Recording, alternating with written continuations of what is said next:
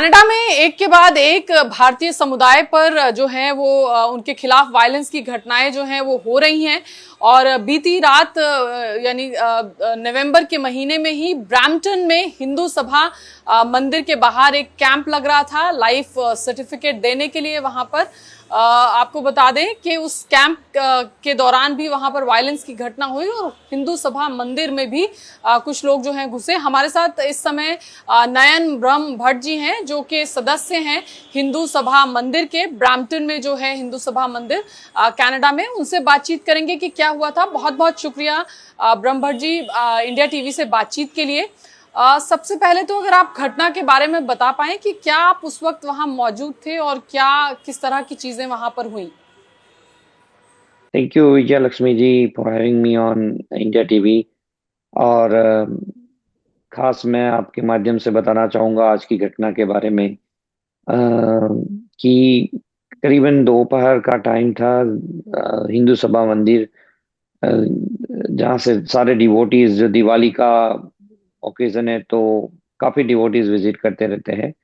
तो दोपहर में जब पर्सनली हम विजिट कर रहे थे तो काफी ग्रुप ने नोटिस किया कि वहां पे group of the protester was outside of the temple.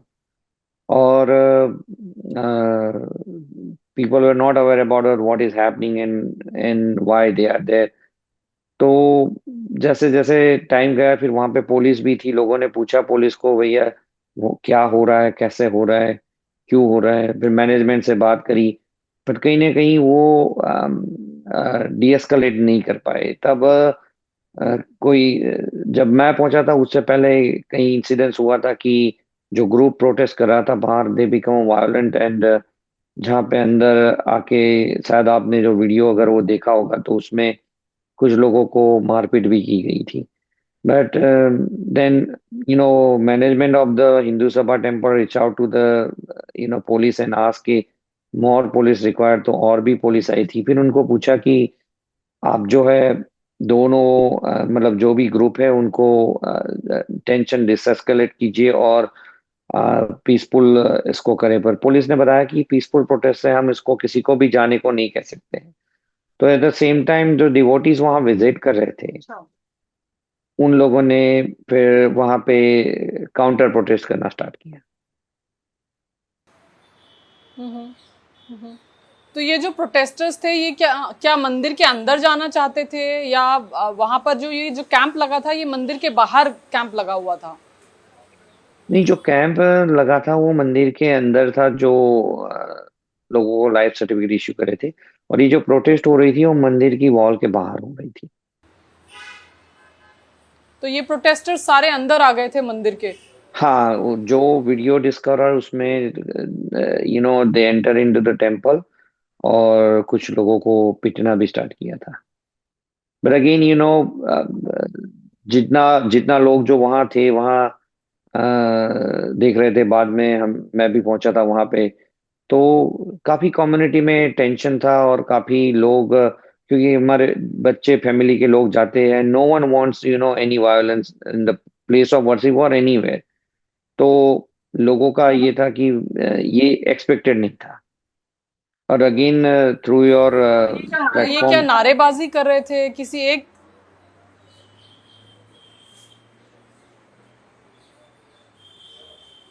ये नारेबाजी कर रहे थे एक ये एक खास किसी संगठन से जुड़े हुए लोग थे ये क्या जो आए थे वहां पे बिल्कुल प्रोटेस्ट। बिल्कुल जी, जो वो इंडिया के खिलाफ नारेबाजी चल रही थी। और मतलब टेक्निकली लोग जो वहाँ थे उनको कहीं प्रोवोक करने का भी चीजें हो रही थी। और टेंशन क्रिएट हो चुका था। पुलिस भी काफी आ चुकी थी और लोग चाह रहे थे कि भाई किसी भी तरीके से दोनों ग्रुप डिसमेंटल हो जाए। लेकिन अ, काफी 3-4 घंटे तक ये लंबा प्रोटेस्ट चला। और बाद में रह के धीरे धीरे फिर वो कम हुआ था। बट अगेन मैं आपके माध्यम से पूरी कैनेडियन कम्युनिटी, और वी आर लॉ पुलिस की अबाइडिंग भूमिका सिटीजन। कैसी रही इसमें क्या आपने क्योंकि जब कैंप्स इस तरह के लगते हैं तो अथॉरिटीज से एक्सपेक्ट किया जाता है या उनको जानकारी दी जाती है कि ये कैंप लग रहा है ताकि व्यवस्था वो सुनिश्चित वहां कर सकें। जी जरूर, कनाडा में ये होता है कि एक प्रोसीजर है। अगर आप कहीं पे भी प्लान प्रोटेस्ट करते हो तो आपको पहले पुलिस से परमिशन ग्रांट करनी होती है, या फिर पुलिस को इन्फॉर्म करना होता है। तो again it is a matter of investigation कि ये जो प्रोटेस्ट हो रहा था वो परमिशेबल था या फिर, अगर परमिशेबल होता है तो जो पुलिस होती है वो जो वेन्यूज होता है उनको, उन मैनेजमेंट को वो इन्फॉर्म करती है कि आपके यहाँ प्रोटेस्ट होने वाला है, और उस हिसाब से आपको प्रोटेक्शन भी देती है। हम्म। हम्म। तो क्या पुलिस ने समय रहते कार्रवाई की, जो जिस तरह की आप उम्मीद वहां पर कर रहे थे कि होनी चाहिए? देखो यहाँ under the freedom of rights, जो चार्टर ऑफ कनाडा का चार्टर है फ्रीडम ऑफ राइट्स में, अब जब भी आप पुलिस से या पॉलिटिशियन से या किसी से भी पूछोगे तो उनका एक ही आंसर आता है कि everyone has right to peacefully protest, right. But management, जितना भी एडमिनिस्ट्रेशन है और जो पॉलिटिकल लीडरशिप है, उनको समझना पड़ेगा कि जब कोई भी प्रोटेस्ट वायलेंट होता है तो they have to draw the line. और ये आज के दिन में कहीं ना कहीं फेल होता हुआ दिखा एडमिनिस्ट्रेशन की तरफ से। और हमारी एडमिनिस्ट्रेशन को और सारे कैनेडियन को वही रिक्वेस्ट है कि we are here for the progress and peace, and we want community come together and show the strength.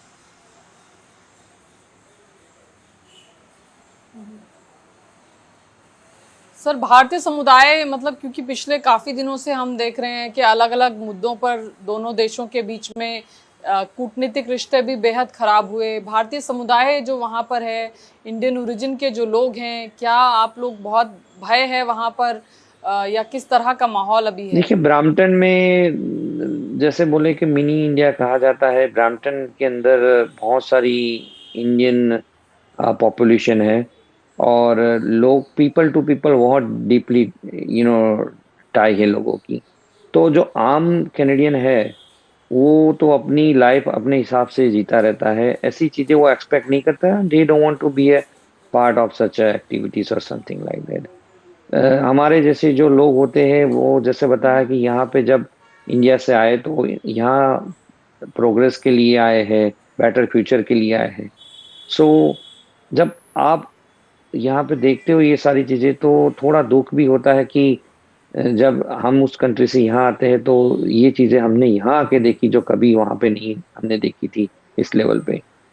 और जब स्पेसिफिकली ऐसे प्लेस ऑफ वर्शिप पे कुछ होता है तो एक एडमिनिस्ट्रेशन के लिए भी बड़ा क्वेश्चन मार्क है कि कहीं ना कहीं अब इन चीजों को उनको रोकना पड़ेगा, चाहे अंडर लॉ जो भी लॉ आप इम्प्लीमेंट करो, जो भी चीजें लाओ, क्योंकि जब चीजें अब वायलेंट होती है तो आपको कहीं ना कहीं इसको रोकना पड़ता है। सर, ये जो लोग आए थे, इनका मकसद आपको क्या लगा? सिर्फ ये डिसरप्ट करना चाहते थे, या वाकई में ये कुछ और तोड़फोड़ भी वहां पर करना चाहते थे? आपने वक्त पर काउंटर किया इसलिए चीजें रुक गईं? क्या उनकी मंशा आपको लग रही नहीं, थी? उनका मेरे ख्याल से, देखो जब से कनाडा और इंडिया का टेंशन क्रिएट हुआ, जो टेंशन रेज हुआ है, तो जहाँ तक मुझे मुझे मालूम है वो उनका यहाँ प्रोटेस्ट का कारण था कि जो council of general of India के जो ऑफिसर्स लाइफ सर्टिफिकेट के आए थे, राइट, वो उनके लिए वो बोल रहे थे कि टेक्निकली कि इंडियन ऑफिशियल के लिए प्रोटेस्ट है, they should be not here, and ये उनका एक मेन ऑब्जेक्टिव था आज के प्रोटेस्ट का वहां पे।